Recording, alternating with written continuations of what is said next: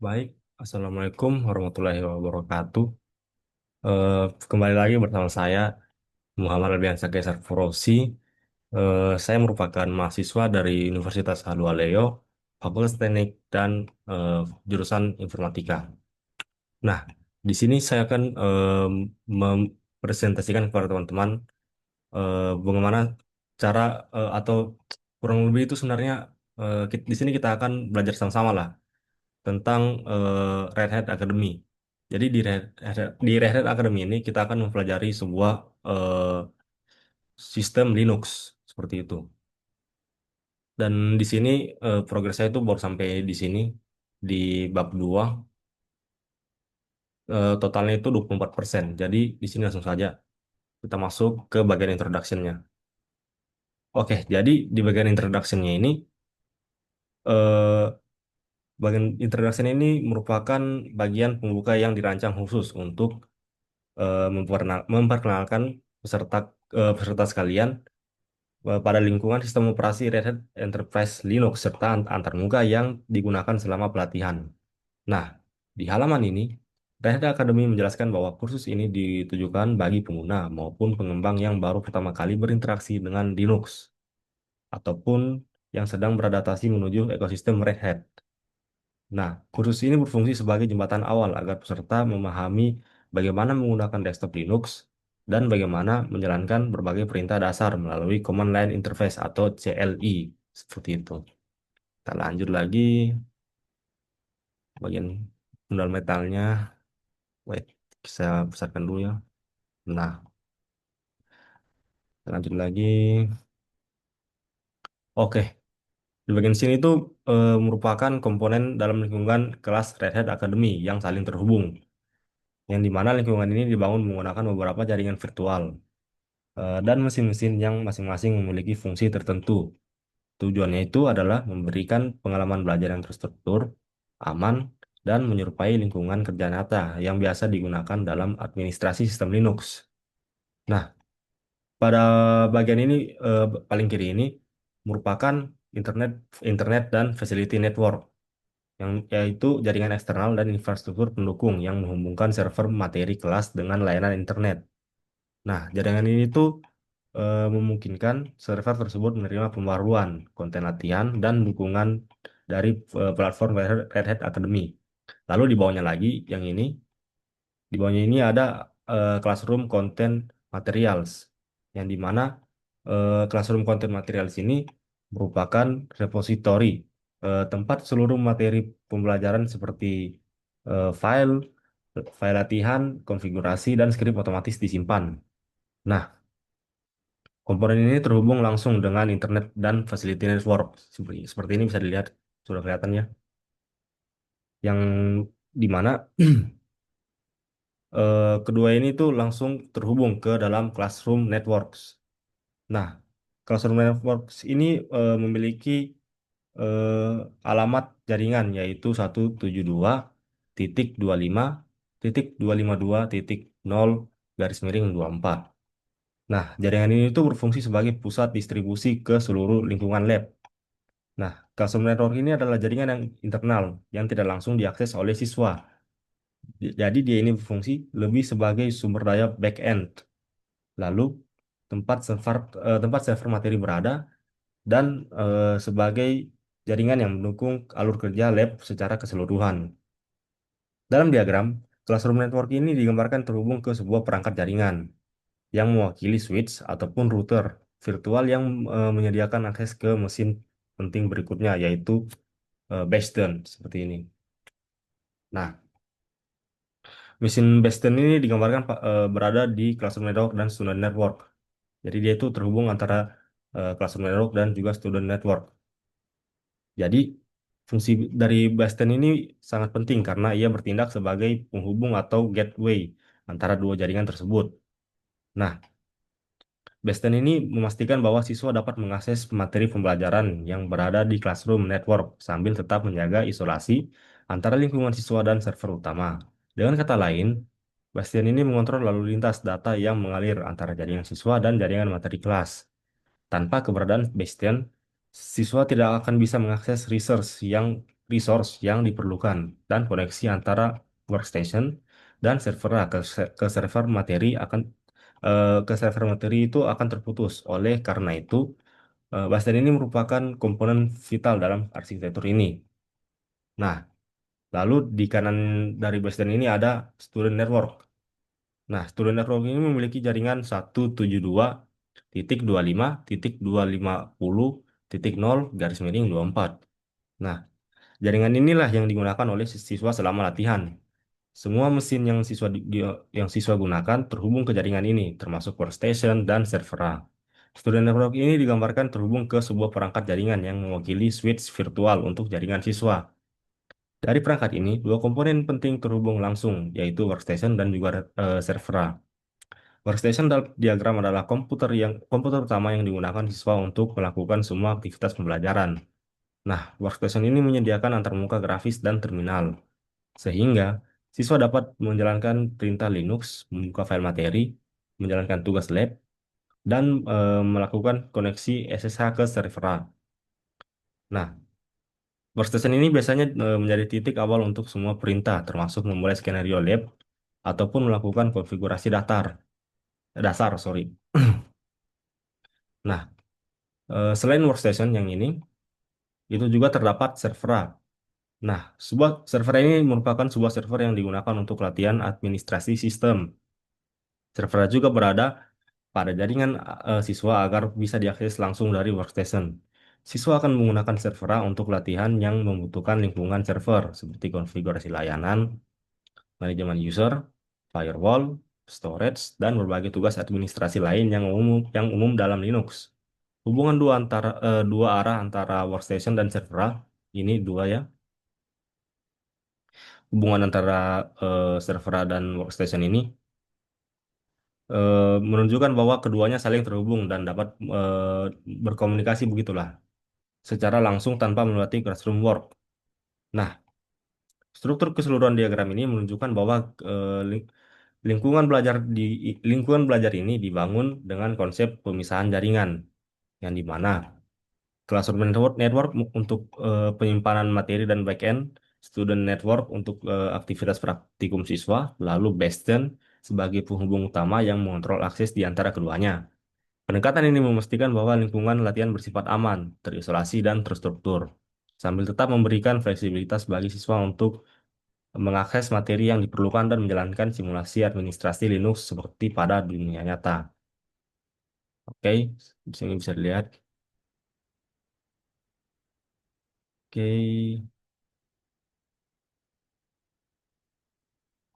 bisa dilihat. Nah,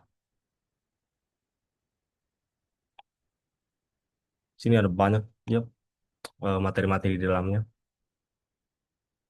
Oke. Nah, lalu lanjut lagi ke bawahnya ke bagian classroom environment.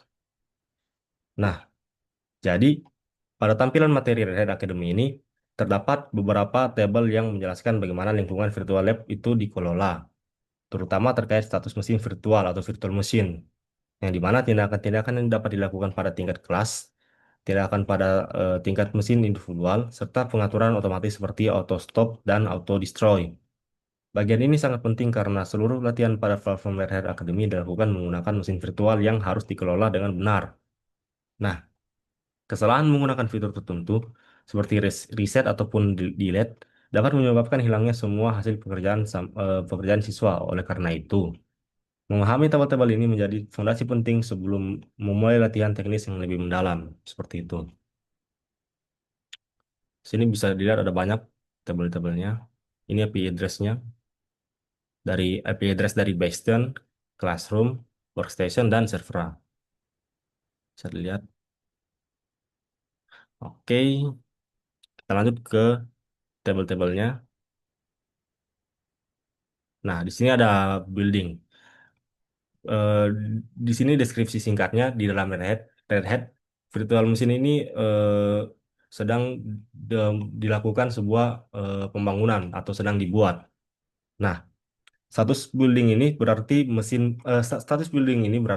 virtual sedang dalam proses dibuat. Seperti yang di sini sudah saya bilang sebelumnya. Nah, ini biasanya terjadi ketika siswa baru saja mengklik tombol create untuk membuat lab baru atau ketika sistem sedang mempersiapkan kembali mesin setelah di reset. Nah, pada tahap ini mesin belum bisa digunakan karena proses instalasi dan inisialisasi layanan di dalamnya belum selesai. Nah, lalu di sini ada active untuk virtual machine state-nya atau VMS. Nah, di sini active ini menunjukkan bahwa mesin virtual ini hidup dan siap digunakan. Namun, catatan penting di sini adalah meskipun statusnya aktif, jikalau mesin baru saja dinyalakan, beberapa layanan internal mungkin masih dalam proses startup. Nah, hal ini berarti siswa mungkin perlu menunggu sedikit waktu sebelum mesin benar-benar responsif. Nah, lalu sini ada stop. Nah, status stop ini berarti mesin benar-benar dalam keadaan mati. Pada kondisi ini, sistem operasi di dalam mesin tidak berjalan, tetapi keadaan disk masih tersimpan. Ketika mesin dinyalakan kembali, maka ia akan kembali ke kondisi saat terakhir dimatikan, bukan kembali ke kondisi awal seperti ketika menggunakan fitur reset. Nah, jadi secara tidak langsung itu, jikalau kita menggunakan stop, virtual machine itu akan berhenti, tapi dia itu tidak akan reset atau kita tidak akan kembali ke awal seperti itu. Oke, kita lanjut ke tabel berikutnya. Nah, di sini ada tabel classroom actions. Nah, di sini ada tabel classroom action. Tabel ini itu menjelaskan tindakan-tindakan yang mengontrol seluruh lingkungan kelas, bukan hanya satu mesin. Nah, di sini ada button or action, ada create lagi. Nah, di sini create ini merupakan tindakan membuat seluruh mesin virtual yang diperlukan untuk kelas. Nah, prosesnya ini memakan waktu beberapa menit karena sistem membuat dan menjalankan banyak virtual mesin secara bersamaan. Lalu di sini ada creating. Jadi creating ini merupakan status saat proses create sedang berlangsung. Nah, ini tuh memberitahu kita bahwa seluruh virtual machine ini sedang dibuat dan juga diinisialisasi. Lalu di sini ada delete. Nah, delete ini merupakan tindakan yang sangat drastis ya, karena delete ini tuh menghapus seluruh lab atau classroom environment.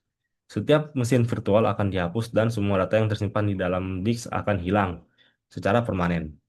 Nah, ini tuh tidak dapat dibatalkan. Siswa biasanya hanya menggunakan delete jika ingin memulai lab baru dari awal setelah semua virtual machine dirasa tidak bisa diperbaiki dengan cara lain. Seperti itu. Oke, lalu di sini ada start. Nah, start ini merupakan tindakan menyalakan semua mesin virtual atau virtual machine di dalam kelas secara bersamaan. Ini tuh berguna ketika siswa ingin memulai kembali sesi latihan setelah sebelumnya mematikan lingkungan. Nah, lalu di sini ada starting. Starting ini merupakan status yang muncul ketika mesin-mesin di dalam virtual machine itu sedang dalam proses tertutup. Seperti itu. Lalu ada stop. Ini stop. Nah, stop ini merupakan fitur menghentikan semua virtual mesin. Virtual mesin yang dihentikan itu akan berubah status menjadi stop. Nah, tetapi semua semua datanya itu masih ada. Oke, kita lanjut lagi ke bagian table mesin action. Nah, jadi tabel ini tuh berfokus pada setiap mesin virtual secara terpisah. Nah, tindakan ini lebih presisi dan hanya mempengaruhi satu virtual mesin saja. Nah, di sini ada Open Console. Jadi, Open Console ini merupakan fitur membuka jendela konsol mesin virtual dalam lab browser baru, sehingga siswa bisa mengakses terminal secara langsung. Nah, biasanya ini tuh biasanya biasanya siswa menggunakan fitur ini untuk workstation. Lalu dari workstation workstation mereka mereka mereka itu melakukan SSH ke mesin lain seperti server seperti itu. Oke, lalu di sini ada action start. Nah, action start ini kita kita itu menyalakan mesin virtual sama seperti start pada tingkat classroom. Namun eh, namun sorry, saya agak flu ya. Nah, sampai mana tadi ya? Sampai action start. Oke, saya jelaskan ulang ya teman-teman. Mohon maaf. Di sini ada action start. Nah, Action stand ini kita itu melakukan menyalakan sebuah mesin virtual sama seperti start pada Google Classroom. Namun di sini itu hanya berfokus pada satu mesin seperti itu. Oke. Lalu di sini itu ada action shutdown. Nah, action shutdown ini merupakan tindakan mematikan mesin secara normal, seperti mematikan komputer dengan prosedur shutdown sistem operasi atau operation system. Nah, di sini disk dan data di sini tuh akan tersimpan dengan aman seperti itu. Lalu di sini ada action power off. Nah, action power off ini merupakan tindakan memastikan mesin secara paksa, mirip seperti mencabut kabel listrik pada komputer fisik. Nah, walaupun disk tetap disimpan, tetapi tindakan ini sebaiknya dihindari jika jika tidak diperlukan karena dapat menyebabkan kerusakan sistem atau kehilangan data yang belum disimpan. Seperti itu. Lalu di sini ada action reset. Nah, reset ini merupakan tindakan yang mengembalikan mesin ke kondisi awal, seperti baru lagi. Nah, semua data siswa pada mesin tersebut akan hilang total. Reset ini biasanya digunakan jika instruksi latihan meminta siswa mengulang langkah dari kondisi semula. Seperti itu. Oke, ini bisa dilihat. Nah, sini ada banyak shortcut-shortcutnya ya. Oke, kita lanjut bagian berikutnya. Oke, baik, kita lanjut ke bagian performing lab exercises. Nah, jadi di bagian performing lab exercises ini, pertama eh, kita ini tuh dijelaskan bahwa terdapat beberapa jenis aktivitas lab yang mungkin muncul. Jenis pertama adalah guided exercise yang ini. Nah, guided exercise ini merupakan latihan praktikum yang bersifat panduan langsung. Latihan ini biasanya mengikuti bagian presentasi atau materi sebelumnya dalam jenis latihan. Di sini di sini siswa diarahkan langkah demi langkah untuk menyelesaikan suatu tugas tertentu. Nah, mulai dari menjalankan perintah, memodifikasi konfigurasi, ataupun mengecek status sistem. Nah, guided exercise ini sangat cocok bagi pemula karena seluruh perintah dijelaskan secara sistematis, sehingga siswa hanya tinggal mengikuti prosedurnya saja. Nah, lalu yang kedua ini adalah kuis. Nah, seperti yang kita tahu, eh, kuis ini disebutkan bahwa kuis ini kuis di sini itu eh, tidak selalu ada pada setiap bab. Nah, biasanya kuis ini digunakan untuk mengevaluasi pemahaman siswa terhadap materi, terutama pada kursus yang lebih fokus pada penilaian teoritis seperti itu. Nah, selain itu, kuis juga digunakan ketika latihan hands-on tidak diperlukan ataupun tidak memungkinkan dilakukan pada konteks tertentu seperti itu. Nah, lalu yang ketiga ini merupakan end of chapter lab. Nah, di mana end of chapter lab ini merupakan latihan praktikum yang diberikan di akhir sebuah bab. Nah, latihan ini merupakan bentuk penilaian terhadap kemampuan siswa memahami materi yang baru saja dipelajari. Biasanya, ini tuh tidak memberikan instruksi detail langkah demi langkah. Siswa hanya diberikan tujuan utama dan harus menentukan sendiri perintah atau konfigurasi yang diperlukan berdasarkan pengetahuan yang sudah dipelajari end of charter lab. Nah, end of charter lab ini juga bersifat gradable. Artinya, latihan ini tuh akan dinilai dan siswa bisa mendapatkan status PES ataupun fail berdasarkan apakah langkah-langkah yang dilakukan memenuhi spesifikasi latihan. Seperti itu. Nah, lalu di sini yang keempat adalah Comprehensive Review Lab. Nah, di sini tuh biasanya muncul di akhir kursus. Latihan ini juga lebih besar cakupannya karena menggabungkan kompetensi dari seluruh bab dalam kursus tersebut. Seperti itu. Tetapi cakupan materi dari Comprehensive Review Lab ini lebih luas dan mencerminkan kemampuan siswa secara keseluruhan. Nah, pada latihan ini, siswa hanya diberikan gambaran umum tentang apa yang harus dicapai, tanpa instruksi detail mengenai langkah-langkahnya. Seperti itu. Nah, di bawahnya ini merupakan jenis aktivitas. Materi ini pun memberikan banyak banyak script lah untuk menjalankan sebuah lab seperti itu. Oke, kita lanjut ke seksi berikutnya. Oke, chapter 1 Introduction to Linux. Nah, jadi di bagian chapter 1 ini merupakan pengenalan lah ke sistem operasi Linux. Nah, tujuannya itu menjelaskan dan memberitahu tujuan dari Linux dan distribusi dari Linux seperti itu. Lalu di sini ada section.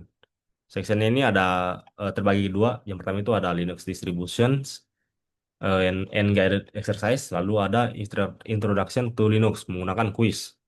Nah, bagian di bagian Linux distribution ini memperkenalkan konsep dasar Linux sebagai sebuah kernel dan sebuah sistem operasi yang lengkap. Meskipun banyak orang sering menyebut Linux sebagai sistem operasi secara teknis, namun secara teknis Linux ini bukanlah keseluruhan sistem operasi atau operation system seperti itu. Nah, di bagian Linux distribution juga ini eh, Linux ini banyak sekali apa ya dibilangi sebuah operation system, namun bagaimana ya dibilangnya? Sebenarnya Linux ini bukan operation system juga, tapi Linux ini eh, kernel merupakan kernel. Nah, apa itu kernel? Kernel itu adalah perangkat lunak yang bertanggung jawab untuk memulai sistem, mengelola perangkat keras seperti keyboard, mouse, tampilan layar, serta memanajemen proses-proses perangkat lunak. Kernel ini berperan sebagai jembatan antara perangkat keras dan software lain yang berjalan di atasnya. Oke, sini bisa dilihat. Nah, lalu lanjut ke bagian eh, purpose of kernel. Oke. Nah, jadi di bagian purpose kernel ini menjelaskan tujuan dari kernel. Nah, saat komputer dihidupkan, sebuah chip pada motherboard memulai proses pencarian bootloader di dalam penyimpanan seperti hard disk. Nah, bootloader ini juga merupakan software kecil yang bertugas memuat sistem operasi. Lalu, bootloader ini kemudian memuat kernel Linux ke dalam memori, mendeteksi perangkat keras yang tersambung, dan memulai layanan-layanan penting seperti jaringan, tampilan grafis, serta menyiapkan layar login. Nah, setelah proses booting selesai, kernel ini terus berjalan di background sebagai pusat kontrol yang mengatur interaksi antara perangkat keras dan aplikasi seperti itu. Nah, di sini juga eh, pengguna Linux atau user Linux dapat berinteraksi dengan sistem melalui dua antarmuka utama, yaitu eh, GUI atau Graphical User Interface dan shell ataupun terminal. Nah, GUI ini menyediakan navigasi dengan icon, menu, dan jendela yang memudahkan pengguna pemula. Di sisi lain, shell menyediakan antarmuka berbasis teks yang memungkinkan pengguna mengetikkan perintah langsung ke sistem. Nah, terminal ini jauh lebih cepat dan efisien untuk banyak pekerjaan sistem, terutama dalam administrasi server. Kursus ini juga mengajarkan kedua pendekatan karena keduanya sama-sama penting di dalam dunia Linux modern seperti itu. Nah, lalu di sini di bawahnya lagi ada Linux overview of Linux distribution. Nah, di sini Linux tidak didistribusikan sebagai satu paket tunggal karena kernel Linux bersifat open source, sorry. Nah, banyak individu, kelompok, atau perusahaan besar membangun sistem operasinya sendiri di atas kernel tersebut. Sistem inilah yang disebut distribusi Linux atau Linux distribution atau disingkat distro atau Linux distro seperti itu. Nah, distribusi ini adalah paket sistem operasi lengkap yang terdiri dari kernel Linux, aplikasi tambahan, manajer paket, dokumentasi, serta konfigurasi khusus. Nah, karena siapapun dapat membuat distribusi, maka dunia Linux ini memiliki ratusan distro yang berbeda, masing-masing dengan tujuan dan target pengguna yang unik, seperti itu. Oke. Nah, beberapa distribusi dibuat untuk tujuan khusus. Misalnya, sistem berbasis eh, sistem berbasis Linux yang digunakan di perangkat embedded seperti alat IoT atau Internet of Things ataupun robot kecil. Nah, seringkali menggunakan Linux versi minimal yang dikustomisasi untuk perangkat tersebut. Lalu, open source memungkinkan siapapun distro, membangun distro, membangun distro khusus yang didesain hanya untuk fungsi-fungsi tertentu. Materinya juga menyebutkan bahwa eh, Fedora misalnya digunakan oleh Universal Base Image Red Hat sebagai dasar untuk layanan cloud yang tidak memerlukan tampilan grafis yang lengkap seperti itu. Nah, setelah itu eh, di sini disebutkan bahwa beberapa distribusi Linux yang paling terkenal, terutama yang eh, digunakan di dunia industri. Yang pertama itu ada Red Hat Enterprise Linux atau disingkat RHL lah, seperti itu. Nah, jadi RHL ini merupakan distro enterprise milik Red Hat. Nah, RHL ini biasanya digunakan secara luas di server profesional. Distro ini terkenal karena stabilitasnya, dukungan jangka panjang, dan keamanan yang tingkat tinggi. Lalu ada CentOS. Nah, CentOS ini awalnya merupakan versi komunitas dari RHL yang dikembangkan oleh sukarelawan dan disusun dari kode sumber RHL. Versi modern CentOS ini kini dikembangkan oleh Red Hat dan menjadi jalur pengembangan eh, berkelanjutan untuk RHL seperti itu. Lalu yang ketiga ada Fedora. Nah, jadi Fedora ini bergerak cepat dalam merilis fitur terbaru, dikelola oleh komunitas, tapi didukung juga oleh Red Hat. Banyak inovasi Fedora kemudian diadopsi ke RHL. Lalu yang terakhir ada Debian. Nah, Debian ini adalah eh, distro komunitas yang stabil dan terkenal karena dukungan jangka panjang banyak. Dan distro distro lain itu eh, banyak distro lain itu berbasis Debian seperti itu, termasuk Ubuntu. Nah, Ubuntu itu berbasis Debian. Nah, selain itu di sini ada penjelasan lagi. Jadi di materi ini tuh menjelaskan bahwa berpindah dari satu distro ke distro lainnya dapat diibaratkan berpindah dari satu model smartphone ke smartphone yang lain, tetapi sama-sama ponsel. Tetapi tata letak menu dan aplikasinya sedikit berbeda atau UI-nya lah seperti itu. Nah, begitu pula di Linux. Banyak konsep yang sama meskipun tampilannya berbeda.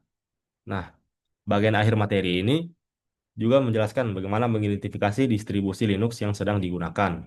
Kursus ini berbasis pada Red Hat Enterprise dan Enterprise ah sorry Red Hat Enterprise Linux dan menggunakan antarmuka Genome. Nah, untuk mengetahui distro dan versi sistem yang digunakan, pengguna dapat membuka menu settings pada Genome. Nah, lalu memilih bagian About. Informasi ini juga mencakup detail penting seperti versi kernel, prosesor, memori, dan kapasitas penyimpanan. Seperti itu. Sini bisa dilihat penjelasannya. Oke, kita lanjut. Next. Oke, lanjut ke bagian Guided Exercise Linux Distribution. Nah, di bagian Guided Exercise Linux Distribution ini merupakan sebuah tutorial bagaimana cara menjalankan sebuah eh, sistem control panel untuk untuk desktop Genome seperti itu. Lalu di sini kita akan mengidentifikasi distribusi Linux yang berjalan di sistem kita seperti itu. Sini ada eh, shortcutnya, bisa dilihat. Sini ada contoh gambarannya. Oke. Namun kebetulan karena saya juga sudah login, jadi ya kita skip saja ya. Oke, next. Nah, lalu lanjut ke bagian kuis mengenai introduction Linux atau pengenalan Linux. Nah, jadi di sini tuh kita bisa mengetahui atau menjawab pertanyaan dari Red Hat. Tapi di sini jangan takut salah. Kenapa? Karena di sini juga kita bisa melihat jawaban yang benar seperti ini.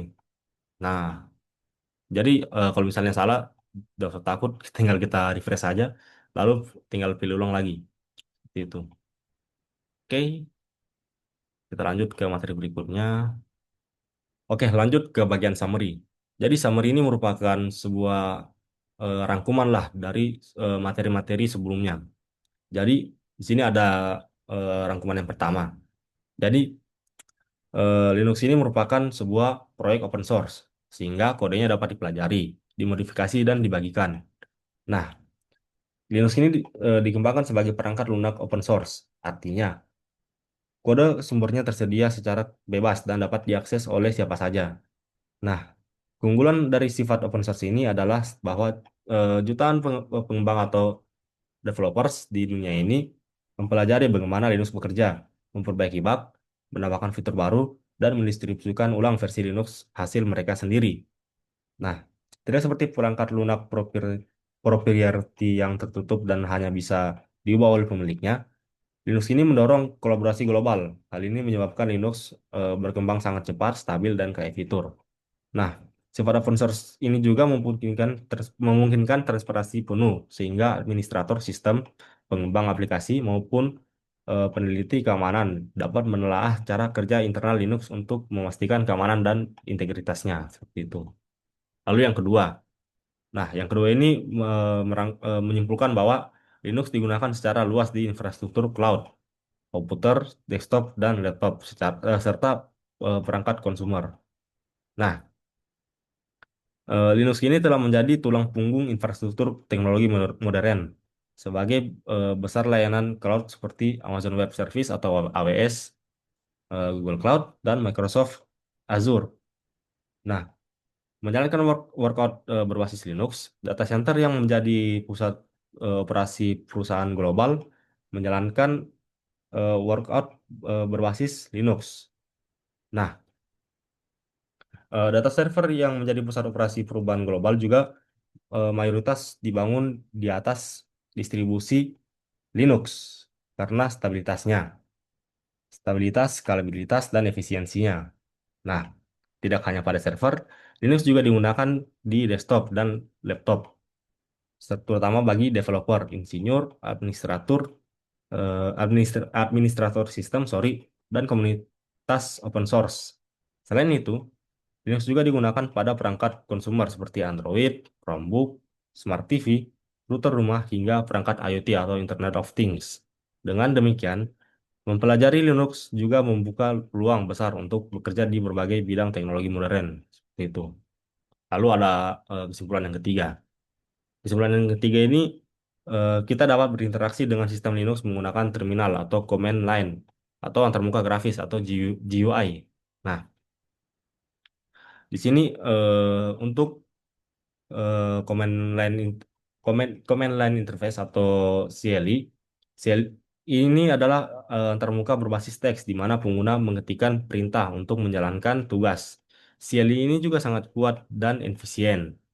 Administrator sistem lebih sering menggunakan CLI karena memungkinkan pengelolaan sistem yang lebih cepat. Otomatis eh, otomatisasi juga melalui script dan akses penuh ke seluruh fungsi sistem. Lalu ada Graphical User Interface atau GUI.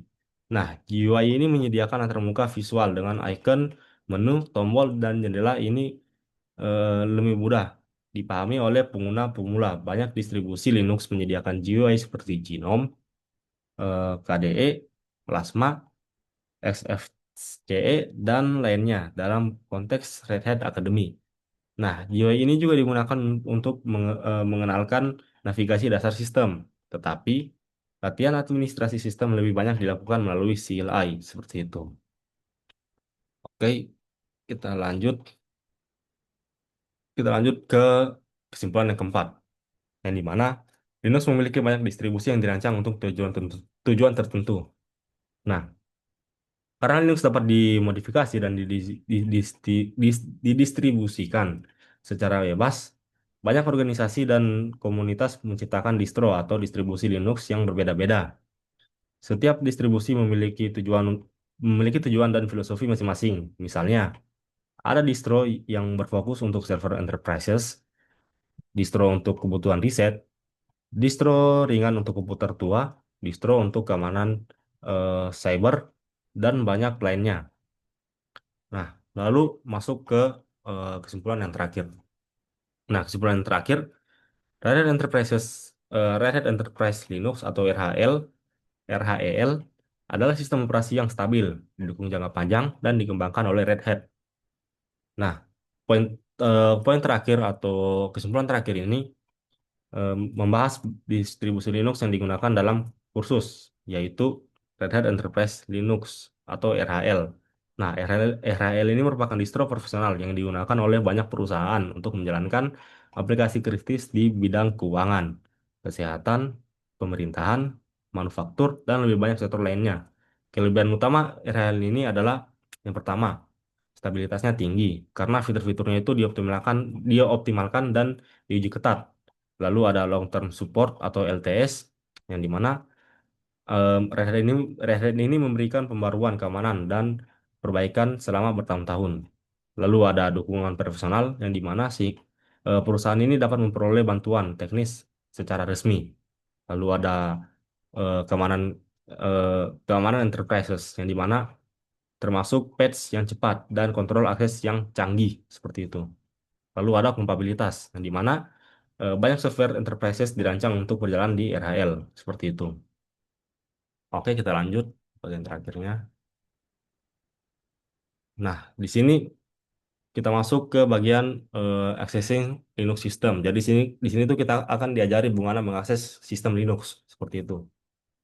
Nah, ini sini bisa kita lihat tujuannya. Tujuannya itu kita berinteraksi dengan menggunakan Genome Desktop dan menggunakan terminal juga di dalamnya. Lalu sectionnya dibagi menjadi dua. Yang pertama kita akan login di local Linux system. Lalu kita akan menggunakan command line atau semacam terminal lah seperti itu. Lalu labnya di sini kita akan mengakses sebuah sistem Linux. Oke, jadi di sini langsung saja ya kita coba seperti ini. Kita langsung tes ya. Kita masuk di sini. Lab, kita create. Oke. Nah, disclaimer juga untuk terminal dari Red Hat ini menggunakan jaringan. Jadi teman-teman sekalian harus menggunakan jaringan WiFi atau paket untuk menjalankan sistem Linux ini. Oke, kita tinggal tunggu ini. Nah, jadi kalau em, mau jika teman-teman bingung kenapa kita bisa menggunakan Linux tapi size-nya tidak begitu besar. Nah, karena Linux ini dijalankan menggunakan jaringan sama seperti kalau kita contohkan itu cloud gaming lah. Jadi semuanya itu bergantung kepada jaringan seperti itu. Oke, tinggal kita tunggu ya. Oke, teman-teman sekalian kita masuk ke bagian Linux-nya ya. Sini kita sudah masuk. Langsung kita klik saja student user. Ini kita tulis lagi sorry, student. Oke, langsung masuk.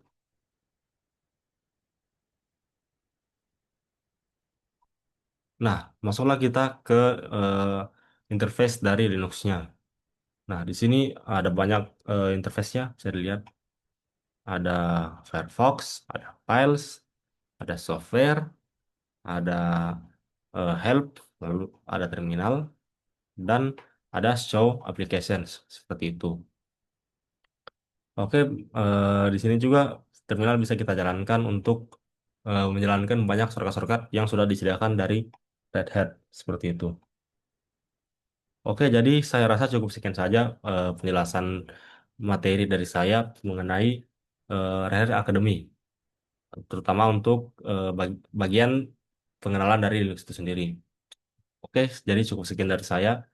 Wabillahi taufiq wal hidayah. Wassalamualaikum warahmatullahi wabarakatuh.